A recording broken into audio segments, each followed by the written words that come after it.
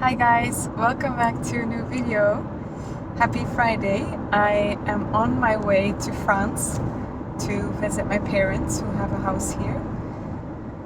And I thought, I've been driving, I've been listening to so many podcasts, and I wanted to discuss something with you that has been very, very enlightening to me. And I'm not going to be able to look at the camera, so you'll see me watch ahead because I have to look at the road. So I've been listening to this podcast. I won't share the title, or if you want me to share the title, let me know in the comments, I'll share it. But basically it's a podcast about consciousness and philosophy, and it talks about so many things that I used to be so scared of when I was going through my existential crisis and my DPDR. Like literally every topic that was discussed would have sent me into a complete panic spiral 5 years ago. And as I was listening to it, first of all, I was so fascinated by everything they talked about, and I was like actually happy listening to it and felt so excited, thinking about these possibilities and theories, and I was just reflecting on myself, and I thought, what is it that has changed within me that like 5 years ago thinking about these topics would have sent me into complete dissociation for probably a few days, and now I'm like, wow, oh my god, amazing. And these topics are topics that clients of mine ask me about every single day, like consciousness and reality and the purpose of life and all of that. And first thing I want to say is, if you don't feel ready to really dive into these philosophical topics, don't force yourself. Like when I first got out of my existential crisis, I avoided these topics still for a few months, just because I wanted to give myself time to find some stability again in life the way it is before I start questioning everything again. But anyways, as I was listening, as I was saying, I was thinking about what is it in me that has changed that makes me able to now listen to those things with excitement and passion and joy, rather than complete and utter existential fear and dread. And the answer is, what I figured out is, I'm no longer afraid of change. Now, what does change have to do with this? I realized that what I was so scared of in thinking about these topics was I was afraid of the basis of my reality to change, I was afraid to figure something out that would make me feel different about life or make my image of life change. And I think this is really about the fear of change itself. It's about how the idea of things changing makes us feel afraid, because then we don't know what to expect and we don't know what to prepare for. And that's why change is difficult for us, is because if life is as we always thought it would be and will always be the same, then we know exactly what to expect and what to prepare for, and that gives us a sense of safety. But I want to give you guys a little thought exercise. There once was a time where people thought the earth was flat. And imagine that you are living in that time. Imagine that you are living in that time where you think the earth is flat, and suddenly someone comes up with this theory that, what if the earth is round and we're actually spiraling around the center? That probably would have freaked people out the same way that now we are freaked out by thinking, what if life is not as we think it is, It's the same thing. It's through science and through gaining knowledge, we discover things that change our perspective on life, that make us perceive things differently.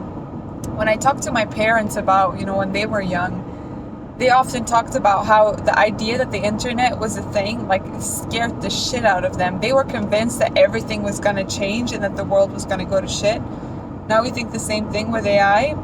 Once they maybe thought the same thing with the idea that the earth was flat, and now it's going to be round, where it always was round, And so whenever you're struggling with very, very scary concepts, that you read or philosophize about. I'm not going to call the concepts out. I want you to ask yourself, what is it that I'm actually scared of with figuring this stuff out, or like with thinking about the possibility of this stuff? Because very likely the thing that you're actually scared of is just the concept of things being different than you thought they were. So the idea that you're afraid of change. And now, as you guys, well, for those of you that watched my last video, what I talk about is fear is always a secondary emotion. So when we're afraid of something, it's actually that we're afraid of how that thing is going to make us feel. And so when we're afraid of change, we're afraid of how change will make us feel. And it will make us, like, we're afraid of it making us feel out of control. And because certainty and knowledge gives us a false sense of control. And so when things change or we figure something out that's different than we thought it was, that feeling of change and the adaptation to it makes us feel out of control. And if for those of you that didn't watch my last video, I'd recommend you to go watch it because I think you might benefit from it a lot.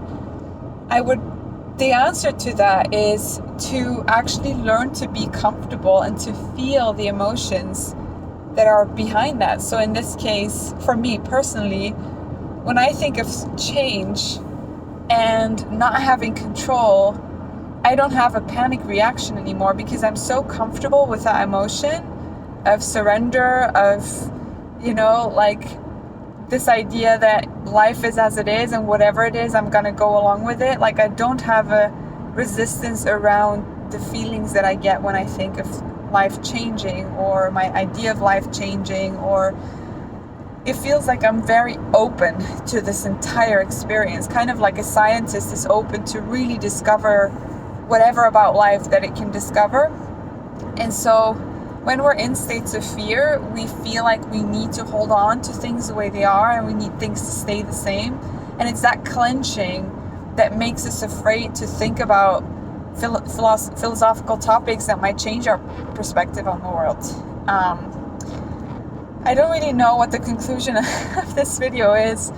I was just talking out loud to you guys because if there's one thing I hope you take away from this video is that life is never the problem.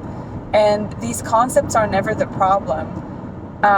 Because if they were, then every person I was just listening to on this podcast would have been freaking out. But they were all super excited and they were all very intelligent and peaceful people. So, and even me now listening to these things, I'm like, wow, isn't the world amazing?